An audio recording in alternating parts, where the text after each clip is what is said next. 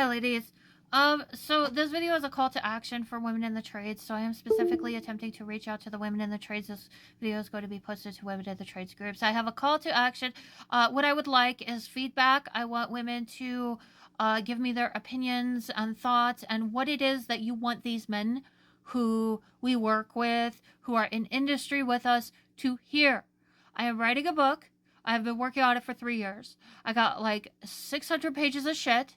And what I'm doing is I'm rolling out publication gradually because there is a chain of events that has been taking on in the public sphere that needs to be addressed. I am also a government whistleblower. I worked for the Department of Labor for a period of time where I witnessed gross negligence. And so I am currently trying to do something to try and save our federal agencies and also address, what it is that we women are going through. What I am seeing in the data sets that I've been working on this for 3 years, all of this information is that it looks like the MAGA politicians have deliberately and purposefully targeted the women in the United States. I believe it is being done with an attempt to pretty much strip us of our financial ability to survive. So what I'm seeing is that, during the course of the pandemic, which, Donald Trump was president when the pandemic started, and then there are people who in the administration continue to stay in office. Our Congress has been repeatedly weaponizing the budgets for our federal agencies, and that is a practice that needs to stop. But coming out of a pandemic, it should have been a high level of concern that we recover the economy. But I feel that women are being deliberately targeted. I want women in the trades, I'm reaching out to you to give me feedback. I'm trying to write. I got this whole book. I have been working in construction and landscape for the vast majority of my working career. I am dealing with very serious problems as a result of the ongoing hate speech that these politicians have been engaging in. We do not have unions in my area.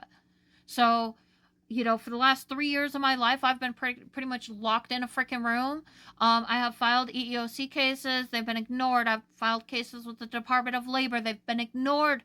I've been denied my food stamps, like they keep repeatedly getting shut off. I've been forced into a situation where I have been forced to repeatedly starve, scrounge for whatever I could possibly get my hands on while having no means to access to an income.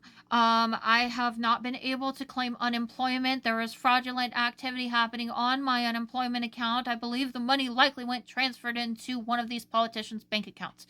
There is an author named Anna Wolf. She discovered similar activity. I'm trying to see to it that this gets addressed. This is a lot of work that I have to do. In the course of my study, I have seen that women across the United States in particular, because women primarily rely on these welfare programs that are provided through our federal agencies, have been deprived of, food assistance. Social Security is another big issue. There's a lot of departments that have been attacked that I'm trying to see to it that this gets addressed. But there is a large financial toll that women must pay as a result of what is being done, and I am trying to see to it that we are able to fix the situation. I have a need to speak out to my industry in regards to the amount of hateful behavior I have experienced. I have lost multiple landscaping jobs in the past few years. I feel that the situation for us women in the trades is likely worsening. That is my own personal opinion based on my personal experience. And so I am calling on you, the other women in the trades, to take, just a moment.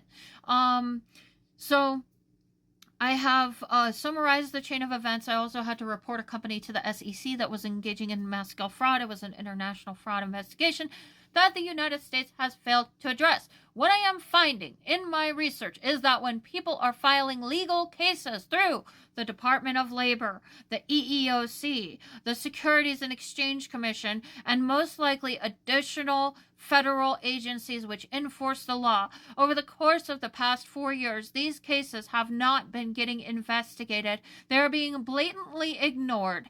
And when people file cases for things like wage theft, discrimination, unsafe work practices, etc., they receive an email or a communication from the department saying that you can proceed with suing in regular court, but we will not handle your case. Your case has been dismissed.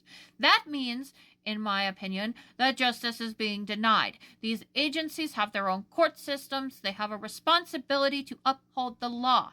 When these cases do not get handled People may not necessarily know what to do.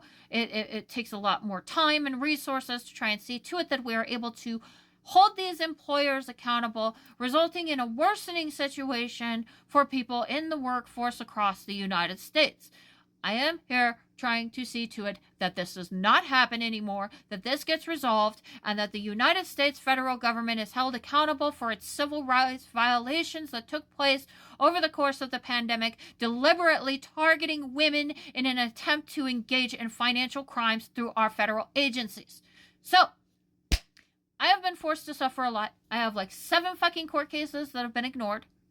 And I have been locked in a dark room living with my uncle. I'm almost 40 for the last 3 years now while I try to find ways to get this resolved. I cannot afford legal counsel. My car has now been destroyed by a automotive shop that I am now trying to take to court, who deliberately broke my transmission to try and milk more money out of me. So this thing that we're just trying to milk money out of women and take everything from women and leave women in the dust, I have been working in the trades for the last 10 years of my life. The last few years have been particularly hard for me. There has been a drastic increase in violence against women since the start of the pandemic. It is our responsibility as women to see to it that we do something about the problems that we are facing in this time. We need to stand up for each other. I'm gradually rolling out pieces of my book since I've got like 600 pages of shit, and I want to see to it that problems get resolved. I am currently working on the chain of events that led me to where I am today, and I am now taking a stance before I close out this segment and publish this segment, and then I'm going to proceed to go into providing data as to why it is that I believe that women have been deliberately targeted in an attempt to enforce socioeconomic oppression over women in the United States to force us into servitude. So, I am writing to the men. I have a specific segment. This is my life. This is what I have to deal with. These are the consequences for me when I am not able to pay my bills and take care of my basic needs. And when you behave this way, this is the price that I have to pay as an individual. It may seem inconsequential to you when you treat women this way, but for me, the consequences are severe. And that is what I have to say to the men. I'm working on that right now. But I feel that because of the fact that I have a platform and the ability to do something right now, the ability to have my voice heard, I want to hear from you. Because there may be things that may not be occurring to me. Very important things that should be said. I am going to be taking a stand for women's rights. I'm not going to be backing down on this issue. My health is going to shit. I literally can't see right now. I have been writing this book for the last 3 years, and this is how right now I am going about seeing what I'm doing and editing my book while using text-to-speech software. I am not going to stop. So I want women to, for those of you in the trades, for the groups that posted this, tell me what it is that you want these men to hear. And I will publish it. And I will keep your names anonymous. If you want to write a brief letter, something readable, digestible, 1 or 2 pages, or if you feel like going on a tangent, go on a tangent. I don't know how long I'm going to give this because this is my my end of my writing that I need to do to publish this segment. Maybe a week. That seems a little bit long. 2 or 3 days sounds a little more reasonable. But all that shit that you have pent up that you're dealing with, all of those things that you have to think about because of the mistreatment that you are forced to deal with.